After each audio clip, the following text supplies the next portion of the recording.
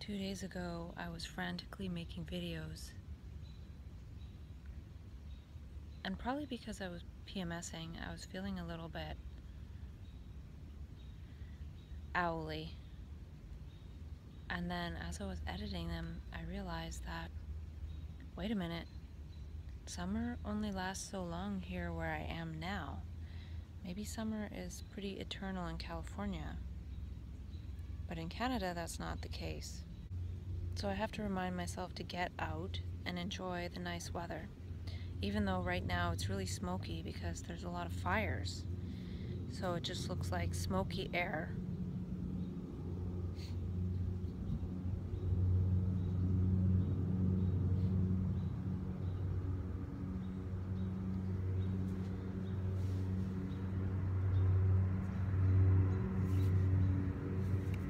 Oh wow, look at the plane.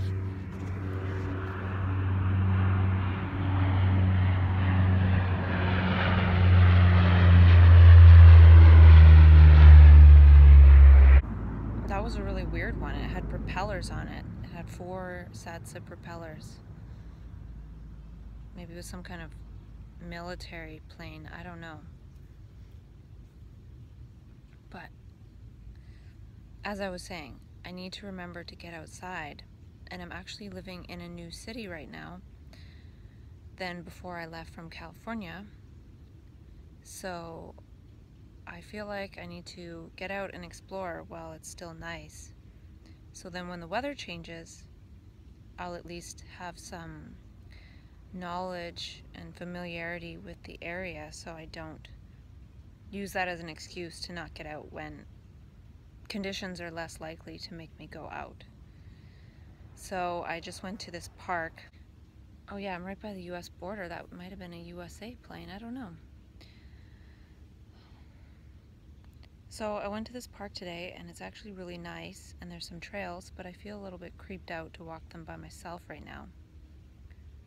I think I'll be able to do that maybe next time, but today just getting here is something. And being comfortable with this park, and being comfortable with the fact that my car might get broken into, so I left the door unlocked. I'm not used to that. Where I was in California, it was really safe. This morning I made a smoothie for breakfast. That felt nice and healthy. It just had blueberries, coconut milk, some Vega vanilla protein powder, spinach, and some flax meal. So that's a step in the right direction. And last night I made rice with some sauce from a jar from Costco and some broccoli and spinach mixed in. So these are my attempts to be somewhat healthy.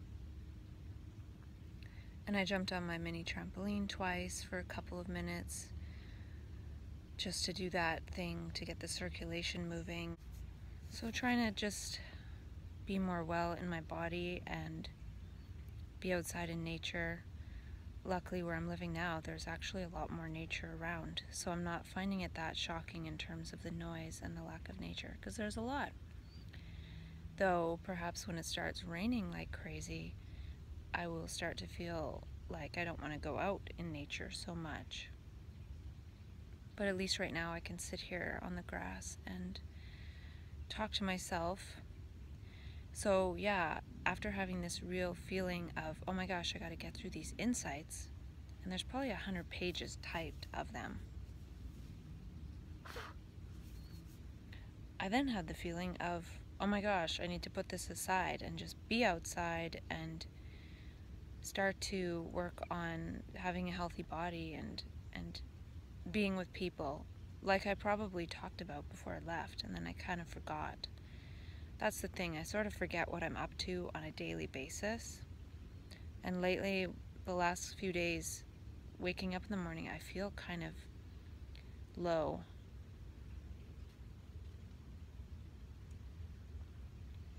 And I don't necessarily think that's a bad thing. It's just sort of how I start off the morning. And I've been home for over a week. And I don't know if it's a struggle or if I'm just adapting to new gestures, to a new epigesturetic matrix, a completely new one.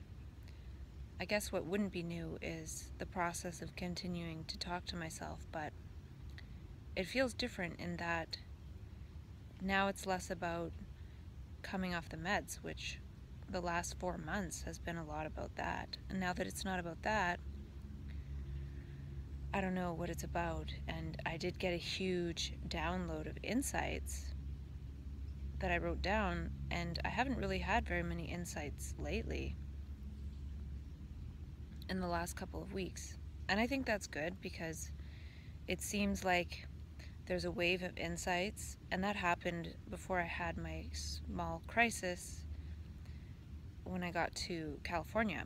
I was having hyper insightfulness, writing everything down, and I had that small crisis. Had to take more Seroquel for quite a while and then decided to taper off the meds, and then the process was a lot about that. And so now that it's not about that, I'm wondering, now what do I do with this clarity in my body? I'm not feeling hyper insightful, but maybe that's a good thing. Maybe it's time to move on to something else. And I talked a lot about embodiment along the way, yet I continue just to embody being a talking head, talking about these insights that I download. So the other day I decided, at least for now, could change tomorrow, that I'm going to slowly type up the insights that I wrote in my notebooks and add that to my list in my computer, just so they're all in one place, and then that way I can kind of go through them again and just sort of put them aside, at least for the rest of the summer. And maybe I'll want to talk about some sometimes, but I feel like I need to create some kind of business, and I've talked about this a lot to myself, but I think I just need to do it and stop talking about it, and then that will give me something to do with this energy besides just talk to myself about insights. And maybe I'll change my mind. That's fine too. I was just feeling like I need to create something besides this conversation.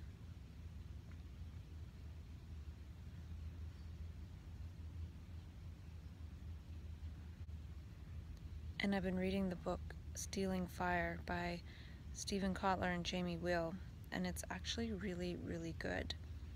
I definitely recommend it for anyone with omnipolar and transconscious and map consciousness type experiences, because a lot of what they're pointing to is the same. It's talking about the same process. They talk about something called STER, S-T-E-R, which stands for the state of ecstasis or flow, which STER stands for selflessness, timelessness, effortlessness, and richness. And if one takes a moment to consider those, selflessness, not feeling a sense of me or self, timelessness, time feels different, it just feels kind of eternal, and also effortlessness, it doesn't feel like an effort, it mainly feels like a joy, and richness, things just feel really rich.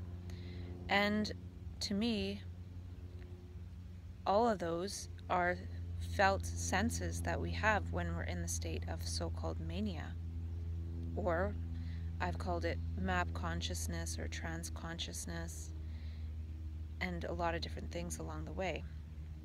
So what I'm saying is what they're pointing to in that book is something that we tap into or get in touch with, partly at least, in so-called mania. And they call it flow. So I was actually thinking that when it comes to something like mania, it's actually overflow. So there's people that are in regular consciousness that are doing a lot of things to try to get into flow, like meditation or extreme sports, or Jamie Wheal and Stephen Kotler developed this flow dojo to do all these types of extreme sports activities in a safe way in order to get into flow.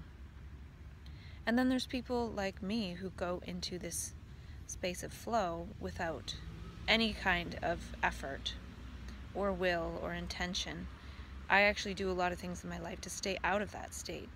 Because when it happens to me, it's a state of overflow. It doesn't turn off. It's not like I experience timelessness for a couple hours at work or wherever and then it goes away. It just keeps amplifying. And so I would say it's a state of overflow. So in a way, one can think of a mania as an overflow. And the thing is too, when there's no self-sense, when there's no sense of time, when there's no sense of effort, and there's just a sense of richness, who's to say when that's going to actually turn off?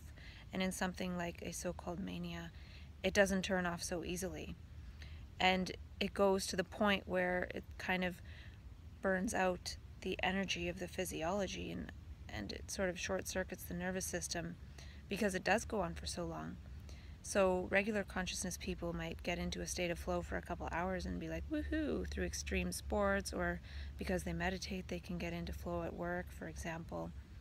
And then they just go home and make dinner and have a regular evening. But imagine if that doesn't turn off. If one was just flowing and didn't feel a sense of time or self or effort and just felt so rich. Now, who wouldn't want that to continue like that? But it's not really practical when it comes to daily life. So it can lead to so-called non-functionality because functionality is related to practicality. And it's important to be able to still function within the practicalities of life. I guess even in talking to myself right now about this, and maybe this is something I can talk to myself about, is designing a life for overflow. So how can one design a life that all the practicalities are taken care of, but one doesn't necessarily ever have to move out of that state of flow and is still able to function? So can I design my life in that way? Right now I don't feel like it's in a state of overflow at all, and it feels kind of ugh. So one block to overflow would be something like money. So if I was in a state of overflow, I would just have a small pack of things with me that I need, like my hearty nutritionals, mascara, a toothbrush, etc. And then just flow and not necessarily think, oh, I have to be home for dinner, but just go to a healthy restaurant. And so I wonder if that can be designed. Even something as simple as, say, having Amazon Prime. So if I want something, I can just buy it and it's there. I don't have to go out and get it. And also something like Apple Music, or there's a lot of things that can be designed into a life of overflow, which is flowing all the time, not just for minutes or hours. Maybe spending minutes or hours out of the overflow state, but the rest of the time being in overflow. So I'm thinking about this for the wellness company. I was thinking of just starting a wellness company first and then later doing some kind of peer social enterprise other than that, because I don't even know how to help people, but I could perhaps design an overflow type life for myself under a wellness company in order to share with people in some way.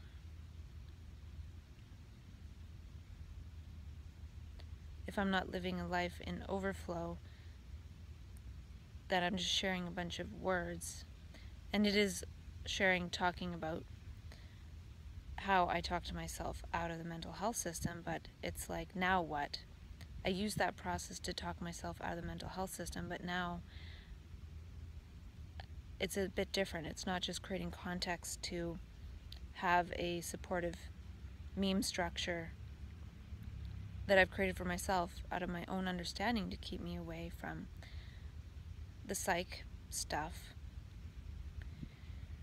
Now it feels like by way that I live my life, that will keep me away from it.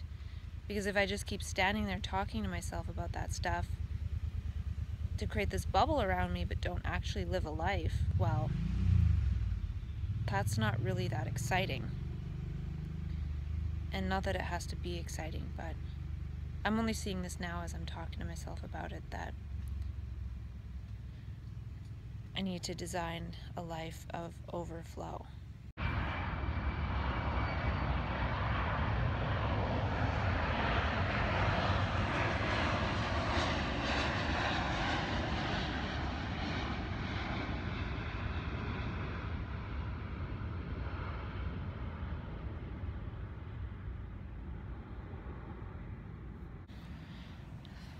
I need to find somewhere to rollerblade out here. I need to get comfortable walking some of these trails.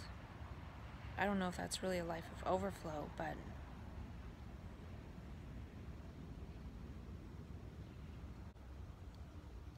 I would say overflow is flowing more than the amount that one might think one can by virtue of one's conscious will. It's kind of a paradox to feel like by conscious will, by doing certain practices, which is an effort of the self, we can get to this effortless, selfless state. So by effort of the self, can we get to this effortless, selfless state? And the self is that which doesn't feel like richness, yet by an action of that impoverished, effortful self that is a slave to time and the clock, can we get to this space of effortlessness and richness and timelessness and selflessness. And I'm using Stephen Kotler and Jamie Wheel's terms because they do sum things up very nicely, and I'm not good at summing things up. And I feel like people who have experienced mania, if they hear that, selflessness, effortless richness, and timelessness, they'd say, yeah, that's what it's like in that state. So I'm not a big fan of how everyone is going on about flow and all these things that can get one into flow, yet they don't see something like mania as overflow that burns us out. And in that overflow state, there is no self. It's a selfless state. And recovery is all about getting the self back. So it's kind of, again, a paradox. It's trying to get the self back. Well, what is the self?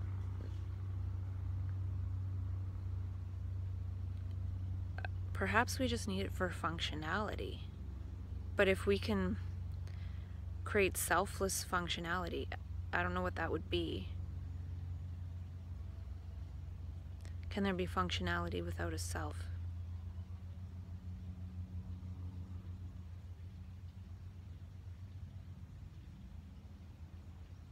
I just heard something in the bushes over there. I'm not sure what it is. And everyone that's walked by on the trail right now, they have said hi and they're really friendly. So maybe this is a friendly trail.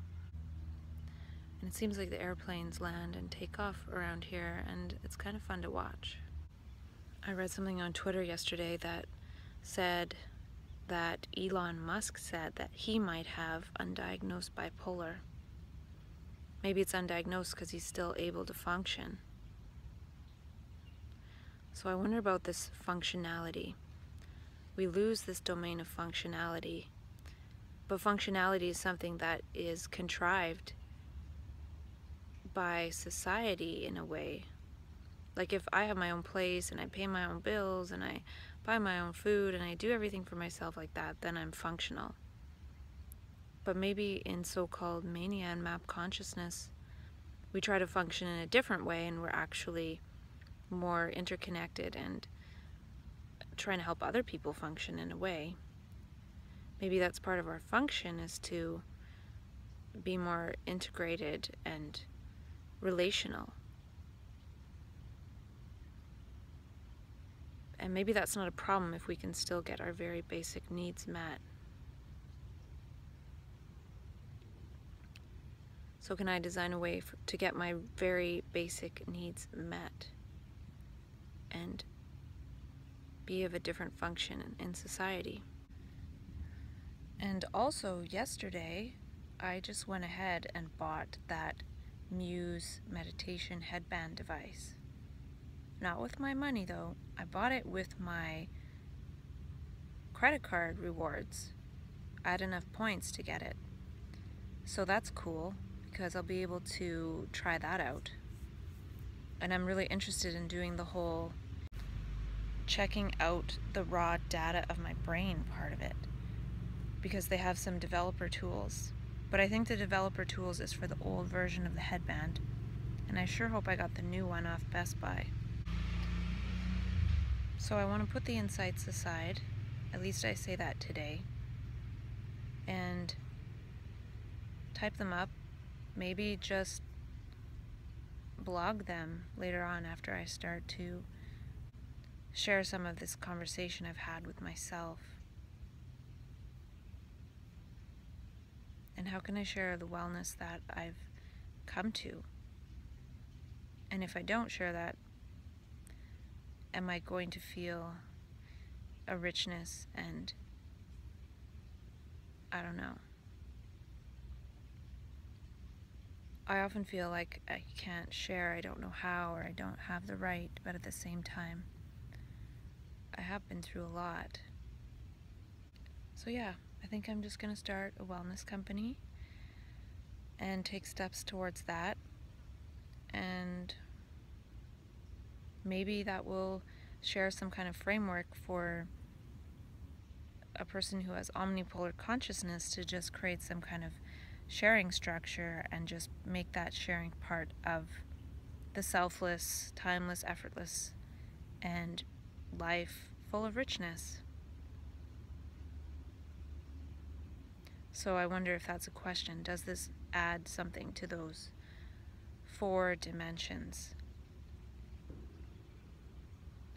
So yeah, that book Stealing Fire by Stephen Kotler and Jamie Wheal, I feel like if someone reads it and has this so-called bipolar, they'll read a lot about themselves in there. Yet the book is all about how great this flow is, yet when it comes to someone with bipolar, it's not seen as a great thing. And it's not a great thing, but if we can create a different design of so-called functionality and be able to move in the world without bumping up against certain structures that are called functionality but are mostly non-functional, especially when the brain is starting to attempt to function in new ways. And the world needs brains that are starting to attempt to function in new ways, for sure.